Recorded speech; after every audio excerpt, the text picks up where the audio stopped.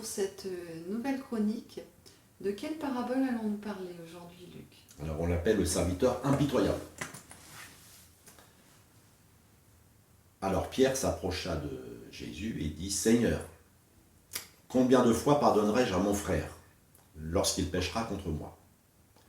Est-ce que ce sera 7 fois ?» Jésus lui dit « Je ne te dis pas jusqu'à 7 fois, mais jusqu'à 77 fois. » Donc ça, c'est l'entête de la parabole. Pourquoi Jésus va donner cette parabole? Donc la question de Pierre suit un enseignement de Jésus qui énonce une procédure à suivre quand un frère pêche contre un autre. Alors dans les églises, en général, on connaît très bien cette procédure. Si ton frère a péché contre toi, d'abord tu vas le voir toi et lui seul, en tête à tête. Vous essayez de vous mettre d'accord. Si ton frère se repent, tu as gagné ton frère. Bon, si ça ne marche pas, tu vas voir les anciens de l'église. Et si ça ne marche toujours pas, alors tu le dis à toute l'église. Considère-le comme un païen. Bon, c'est une procédure. Alors Pierre s'enhardit à dire, bon d'accord, mais est-ce qu'on va faire la procédure 7 fois? Et Jésus lui dit non, 77 fois. Et la procédure, il ne faut pas l'appliquer, je veux dire, avec un cœur sec. Donc Jésus dit, prenez garde à vous-même. Si ton frère a péché, reprends-le. S'il se repent, pardonne-lui. S'il a péché contre toi 7 fois dans un jour, et que 7 fois il revienne à toi disant « je me repens », tu lui pardonneras. Donc Jésus prévoit la récidive. Mais si il ne revient pas à toi? Alors là, on est dans un autre cas. On n'aura peut-être pas le temps d'évoquer aujourd'hui, dans cette émission-là. C'est la différence entre pardon et réconciliation. Mais il faudra qu'on en parle un jour. Alors la parabole, elle a une double portée. Premièrement, les dettes des autres envers nous sont infiniment plus petites que notre dette envers Dieu.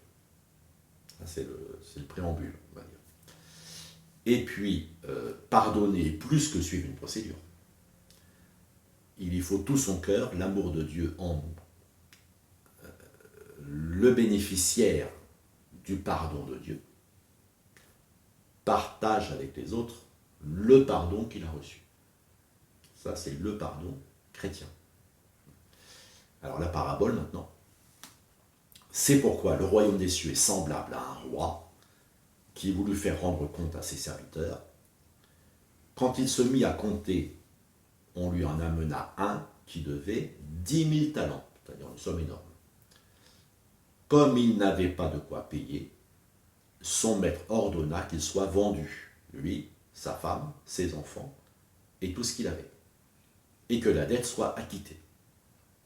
Le serviteur, se jetant à terre, se prosterna devant lui, et dit, « Seigneur, aie patience envers moi, et je te paierai tout. » Ému de compassion, le maître de ce serviteur le laissa aller, et lui remit sa dette. Donc c'est l'acte 1, c'est une pièce en 3 actes. Donc là, c'est l'acte 1 de la parabole. Nous avons tous le même roi, le même Père que nous prions. Notre péché, notre dette envers Dieu ne peut être payé. 10 000 talents, ce sont des millions d'euros, en équivalent d'aujourd'hui. Il n'y a pas de quoi payer, et il a beau dire « je te paierai tout », il ne pourra pas. Il ne pourra pas. Commission de surendettement. Mais il n'y a pas de commission de surendettement, puisque le maître lui remet sa dette. Il dit, tout est effacé. Et notre péché dépasse notre personne. Nos ayants droit trinquent, il ne faut pas l'oublier ça. Ça choque, on est vrai. Personne qui s'imagine être dans une bulle. Et que ce qu'elles font n'a pas de conséquences sur les autres. Mais non, il y a sa femme, il y a ses enfants, il y a un environnement.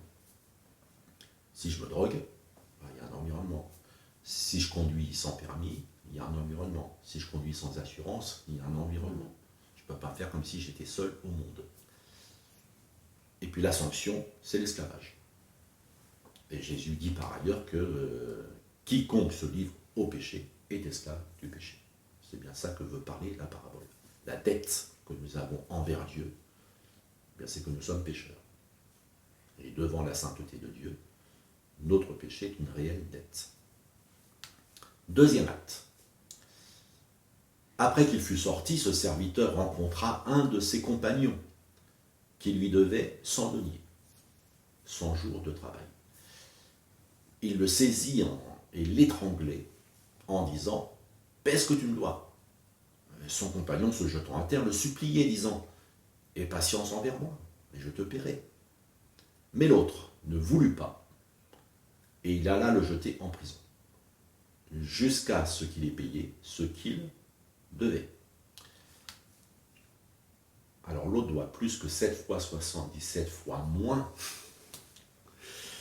que le premier, que ce qu'il devait à Dieu. Voyez. Et à la perte de liberté, le premier ajoute la menace de mort, chose que le maître n'avait pas fait. Il avait dit mettez-les tous en prison, vendez-les. Il n'avait pas dit tuez-les. Mais lui est prêt même jusqu'à le faire tuer. Et le refus de pardon, c'est se faire complice de la mort. C'est ça qu'il faut bien comprendre dans la pensée de Jésus-Christ. C'est refuser de pardonner, eh bien c'est être complice avec la mort. Parce que le mal que j'ai fait, l'âme qui pêche, c'est celle qui mourra. Donc si je refuse le pardon à quelqu'un, eh ben, c'est l'envoyer tout droit vers la mort. Et refuser de le sortir de la mort. Troisième acte. Ses compagnons, ayant vu ce qui était arrivé, furent profondément attristés. Et ils allèrent raconter à leur maître tout ce qui s'était passé. Alors le maître fit appeler ce serviteur et lui dit « Méchant serviteur, je t'avais remis en entier ta dette, parce que tu m'en avais supplié. Ne devais-tu pas aussi avoir pitié de ton compagnon, comme j'ai eu pitié de toi ?» Et son maître irrité le livra au bourreau, jusqu'à ce qu'il ait payé tout ce qu'il devait. C'est ainsi que mon Père Céleste vous traitera, si chacun de vous ne pardonne à son frère de tout son cœur. Pas seulement en respectant la procédure, mais de tout son cœur. Alors là, on voit que le non-pardon est un scandale. C'est un scandale pour les frères, premièrement, ceux qui savent quel est le pardon reçu, ceux qui communient, en partageant le pain et le vin de la Sainte Seine. Quand on est chrétien, on partage, certains appellent ça l'Eucharistie, d'autres la Sainte Seine, d'autres le repas du Seigneur. Mais surtout quand celui qui a été pardonné en a témoigné, oui fort, c'est ça le plus fort, c'est qu'il y a des personnes, elles vont témoigner, j'étais ceci, Dieu m'a pardonné, j'étais cela, Dieu m'a pardonné, j'ai fait toutes sortes d'horreurs, Dieu m'a pardonné. Et puis quelques mois ou quelques années plus tard, elles vont refuser le pardon à quelqu'un qui leur fait une broutille. Et c'est un véritable scandale. C'est un véritable scandale, et c'est ça que Jésus souligne, c'est le scandale, c'est pour ça qu'on appelle le serviteur impitoyable, qui n'a pas de pitié. Que quelqu'un n'ait pas de pitié, parce que lui-même n'en a jamais reçu, bon, c'est pas bien, mais ça se comprend. Mais quelqu'un qui est au bénéfice, rappelons l'amour de Dieu, la pitié de Dieu, c'est vraiment scandaleux. C'est là que le scandale apparaît dans ce troisième acte. Et c'est aussi un scandale pour Dieu. Et ce scandale justifie la sainte colère de Dieu, imagée ici par le maître qui prend une décision vraiment radicale. Alors une question, c'est qui sont les bourreaux? Oui, qui sont les bourreaux? Mais il ne le tue pas quand même. Non, il ne le tue pas. Ben non, parce que s'il le tue, sa punition serait trop douce. Non, il y a les bourreaux. Il y a les bourreaux. Hein. Et peut-être c'est l'amertume, la rancune, les pensées meurtrières que ressasse celui qui ne pardonne pas. Oui. Il se met lui-même dans une prison avec son offenseur dont il ne se sépare jamais dans son esprit. Il n'a plus la paix. il n'a plus la paix. C'est quelqu'un qui ne pardonne pas.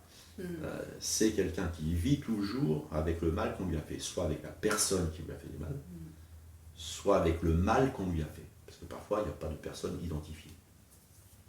Et on dit, on m'a fait du mal.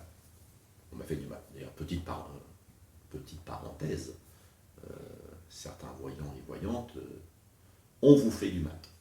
On vous veut du mal. Et les gens payent pour qu'on leur dise qu'on leur veut du mal. C'est un peu, ça aussi difficile à comprendre.